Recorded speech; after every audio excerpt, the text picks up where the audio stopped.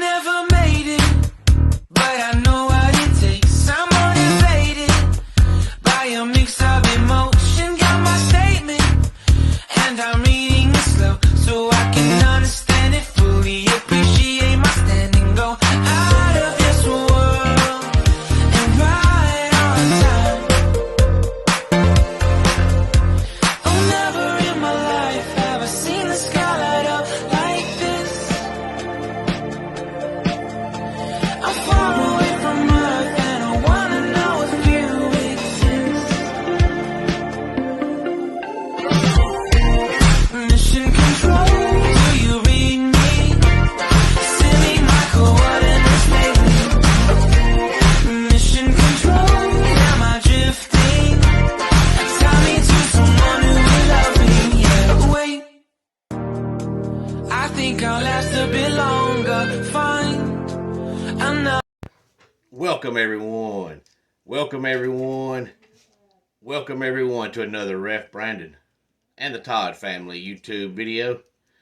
Wherever you are, whatever you may be doing, thank you so much for making Ref Brandon and the Todd family a part of your day. We always greatly appreciate it. Happy Sunday to you. I hope to see a lot of you later on today at 6687 Highway 72, West Colbert, Georgia, for UWF Wrestling. Doors open at 4 o'clock, and bell time will be 4:30 this afternoon. But today, here on the channel, I want to talk about some college football rivalry weekend. It's hard to believe that the regular season in college football is over with, all except for the Army-Navy game, which I believe comes up in 2 weeks. But outside of that, the regular season is over with. All we have now is championship game weekend and then the bowl season. And everybody gets excited about rivalry weekend, and I talked about it earlier in the week, how it's probably the best weekend in all of college football. It might be the best weekend in all of sports because everybody loves rivalry weekend. And every once in a while you see an upset, but for the most part, even though everybody always says, throw out the record books, that's just stuff people say. Generally, most of the time, in most situations, the better team wins. So it's not like two rivals play and one's 11-0 and one's 1-10 and the 1-10 team wins. That happens on occasion, but not very often. Generally, most of the time, the better team wins, the favorite team wins. Even though they're rivals, one team is usually better. Now, sometimes some of the games are closer than you expect them to be, closer than you think they'll be, but you still pretty much know who's going to win. Florida State defeats Florida by the score of 24-15. Now, Florida jumped out to a 12-0 lead, but after that, it was pretty much all Noles. But it was funny because everybody spent the entire week talking about Florida State losing Jordan Travis, which they did, but Florida also lost Graham Mertz. And I think as bad as Florida is, Graham Mertz meant more to Florida than Jordan Travis meant to Florida State. But all anybody talked about was, well, Florida State lost Jordan Travis. Yeah, but Florida lost Graham Mertz. And Florida State has more than one playmaker on offense. Florida doesn't. But nobody talked about Florida losing Graham Mertz. And I don't think anybody knew who Florida's backup quarterback even was. Florida State's backup quarterback has been there now for 3 or 4 years, so he's played a lot. Not played a lot of meaningful snaps, but he has played a lot. West Virginia defeats Baylor 34-31. And just a couple of years ago, remember, everybody fell in love with Baylor's head coach, Dave Aranda. But after back-to-back pretty pitiful seasons. Now all of a sudden it seems like he ain't as great as everybody thought he was. Virginia Tech, all over Virginia, 55-17. Maryland defeats Rutgers 42-24. Northwestern, in a shootout, defeats the Fighting Illini 45-43. And Northwestern was flat out pitiful last year. And then after firing Pat Fitzgerald, everybody thought they were going to be pitiful this year. And they just gave that interim coach the job for a year. But they ended up being a pretty good, respectable football team. Syracuse becomes bowl eligible by defeating Wake Forest 35-31. Central Florida defeats Houston 27-13. SMU defeats Navy 59-14. Purdue 35. Indiana 31. Duke 30. Pittsburgh 19. Kansas 49. Cincinnati 16. Tulane 29. UTSA 16.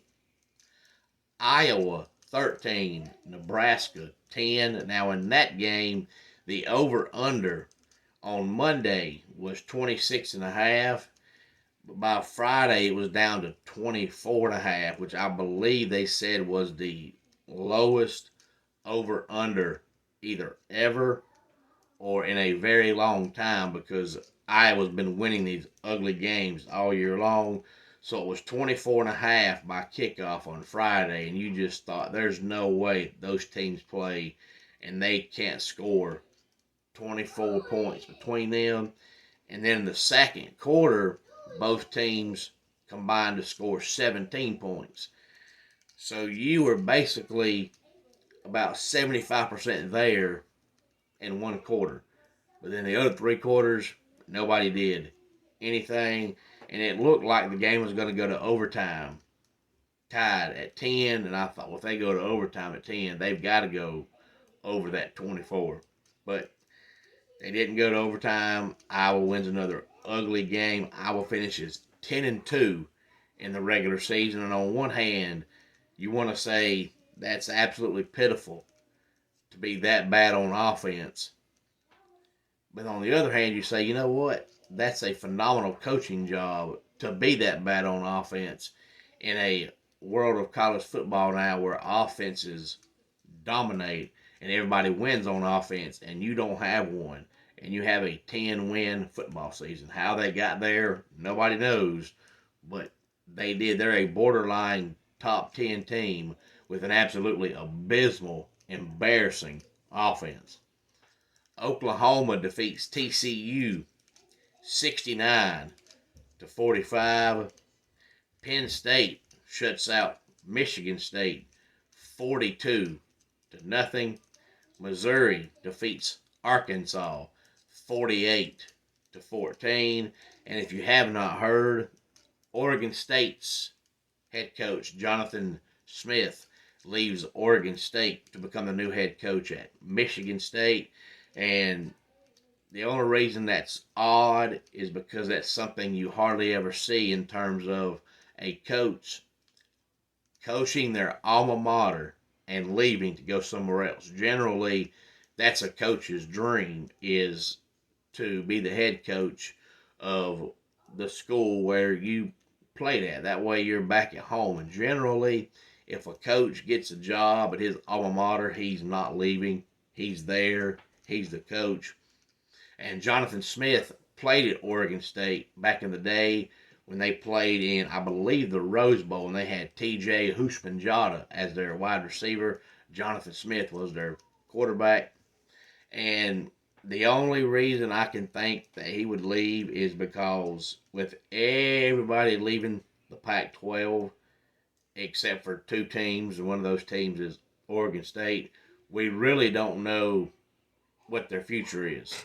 Are they going to try to rebuild the Pac-12 and have Oregon State as pretty much, the leader of the Pac-12? Or are they going to become independent? Are they going to the Mountain West? We don't know. So maybe Jonathan Smith thought, you know what, instead of going through all this, I'm just going to leave. But it is odd to see a coach be coaching at his alma mater and leave on his own. Generally, if you get a job like that, you have to be fired. Texas, all over Texas Tech, 57-7. Oregon, all over Oregon State, 31-7. The Egg Bowl on Thursday night, just an ugly game. Ole Miss defeats Mississippi State 17-7, and now Mississippi State quarterback Will Rogers is entering the transfer portal, supposedly, and I can see that happening because Will Rogers went there because their coach was Mike Leach, and we all know that if you're a quarterback that can throw a ball 5 yards, Mike Leach can take you out there and get you 95 touchdowns and 14,000 passing yards. I don't know how he done it, but he done it. So I can see why Will Rogers went there because their coach was Mike Leach. And then you don't want to transfer in the offseason right after Mike Leach dies because that just comes across as mean and heartless.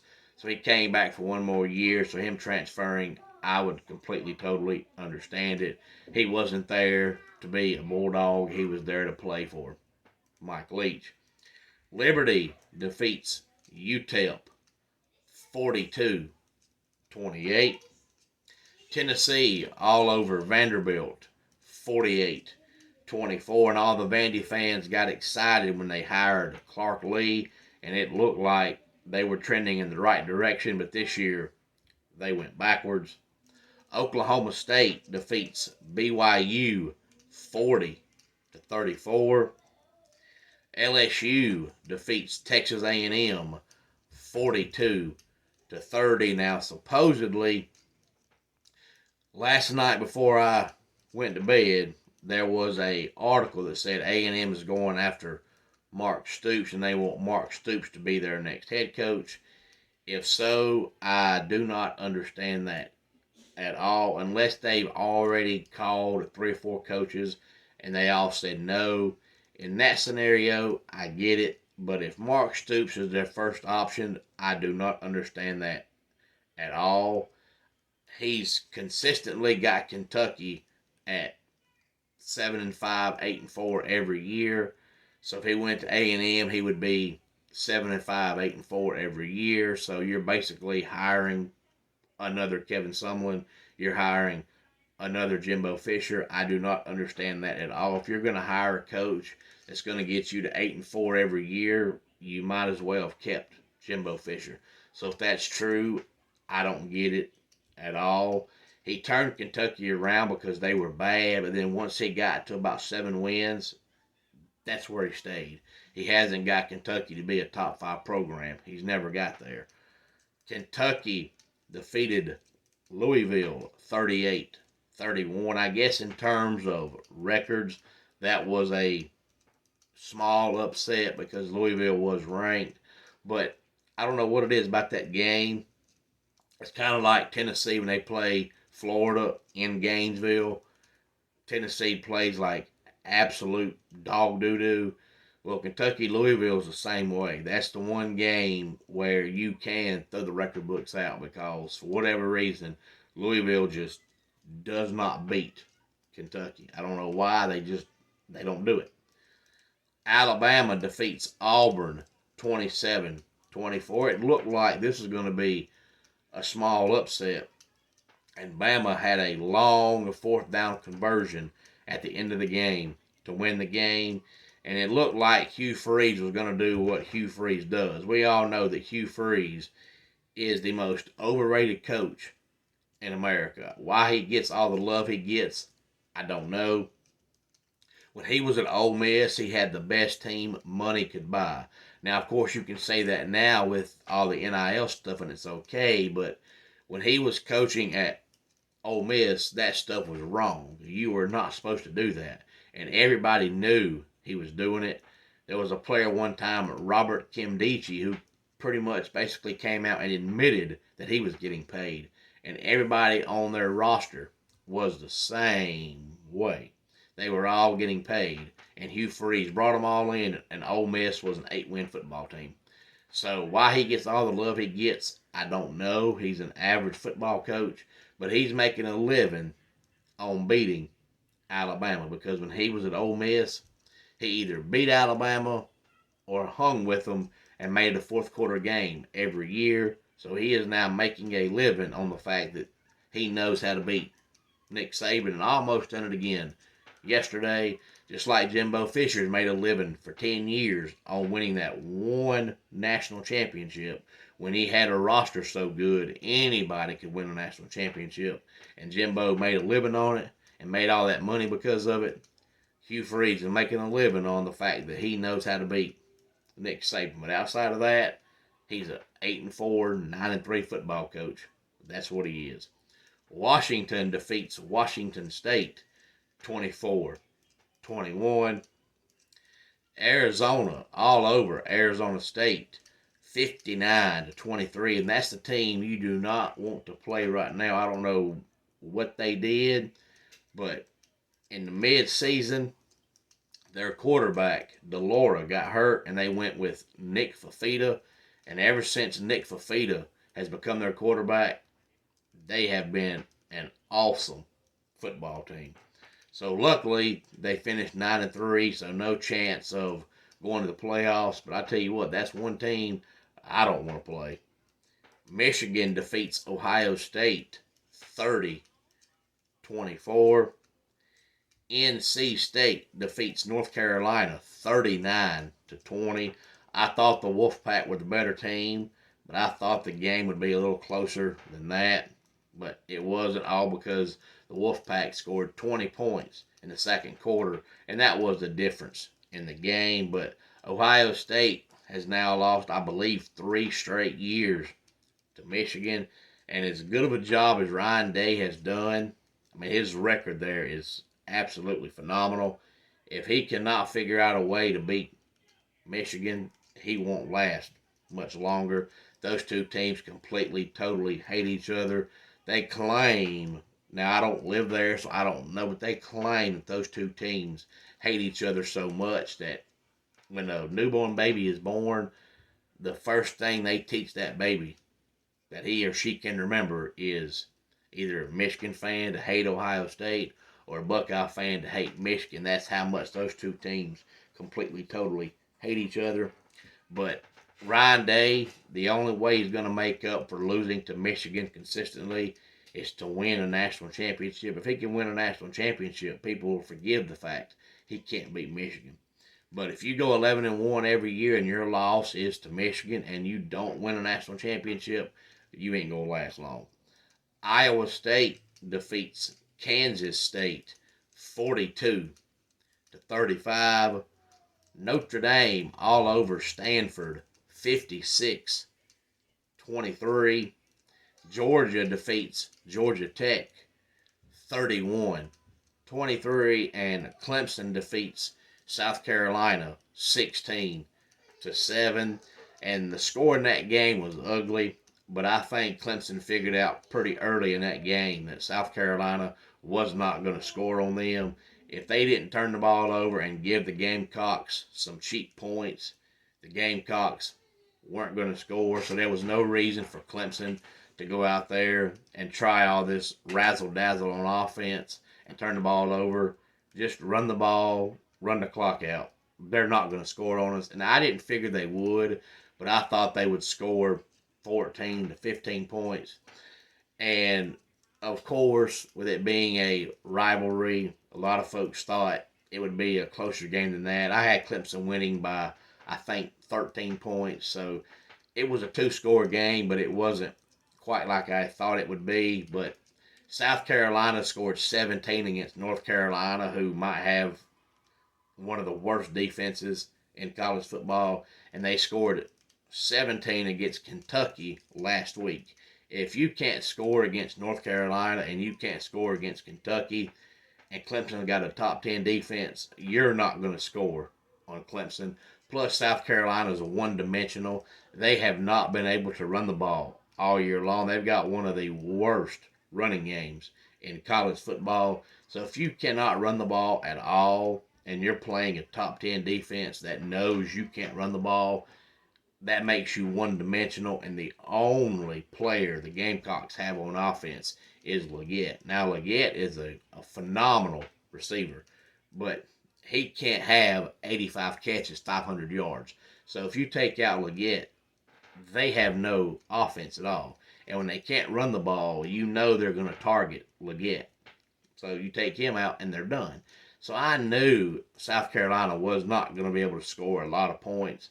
But I did figure the way Clemson's offense has turned the ball over this year, they would give the Gamecocks a cheap touchdown, and they would get 14-17, and I thought Clemson would get 27-30. So it wasn't quite the spread I thought it would be, but I thought it'd be at least a 2-score game, and it was. But if you watch that game expecting to see an offensive juggernaut on either side of the ball, you were highly disappointed. But that wraps it up for the regular season. Any thoughts on any of the games yesterday or Friday or the game on Thursday? Please feel free to let me know. Now, the next few days we can look out for the college coaching carousel that always takes place after the regular season ends. Homes for Our Troops is a publicly funded 501c nonprofit organization that builds and donates specially adapted custom homes nationwide for severely injured post 9/11 veterans. Since the 2004 inception, nearly 90 cents of every dollar spent has gone directly to our program services for veterans. Visit at hfotusa.org.